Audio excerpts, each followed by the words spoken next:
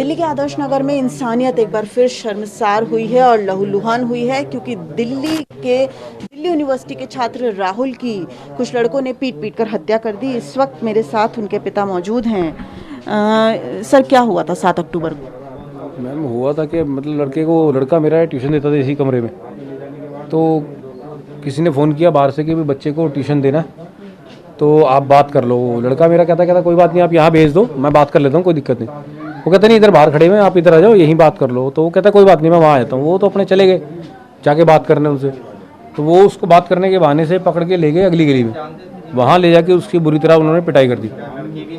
तो पिटाई करने की वजह से उसको कहीं ऐसी इंजरी हो गई जिससे कि मतलब बाहर से तो उसको मतलब कोई चोट नहीं है, लेकिन अंदर से कहीं ऐसी लग गई कि मतलब पता नहीं चला हमारे को। तो उसको हम फिर वहाँ ले गए, जगजीवन राम में लेके गए थे। तो वहाँ दिखाया तो वो कह रहे यार इसको कब से दिक्कत है।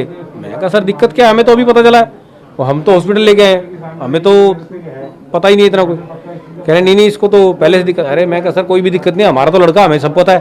तो ये जो जिन्होंने उसको पीटा है, क्या वो आप लोगों ने जानते हैं कैसे राहुल कैसे चला गया उनके फ़ोन से उनके पास? वो ट्यूशन पढ़ने के लिए उन्होंने बोला था। वो लड़की जो उनकी लड़की राहुल की दोस्त थी, मतलब राहुल का ट्यूशन वगैरह पढ़ती थी लड़की, एनजीओ में। वो लड़का मेरा ट्यूशन देता था फ्री। तो वो लड़की भी पहले उनके साथ ही पढ़ती थी। तो ऐसे ही जान पहचान होगी उसकी, तो वो लड़की आई होगी मिलने। उसके लड़के पे फ़ोन, उस लड़की के नंबर पे ही फ़ोन आया था। तो वो फ़ोन आया तो वो चले गया बाहर, और चला गया तो उन्होंने जाके वहाँ उसको पकड़ लिया और जाके उन्होंने पिटाई कर दी उसकी। ये जो अभी तक पुलिस ने फिलहाल 5 लोगों को पकड़ा है, तो अभी तक क्या आप पुलिस की कार्रवाई से संतुष्ट हैं?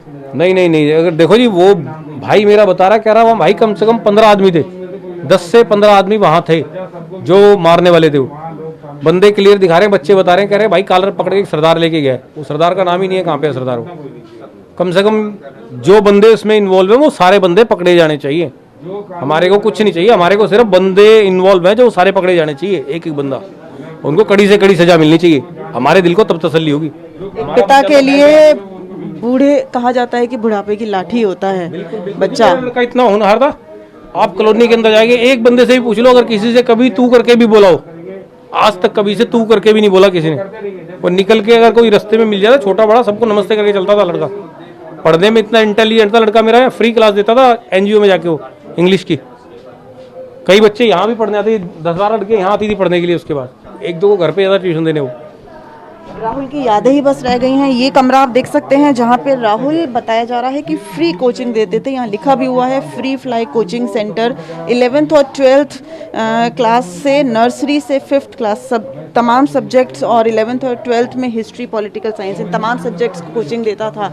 लेकिन अब घर में पूरी तरह से मातम का माहौल पसरा हुआ है और फिलहाल परिवार यही मांग कर रहा है कि जो भी आरोपी हैं उन्हें तुरंत से तुरंत सजा होनी चाहिए।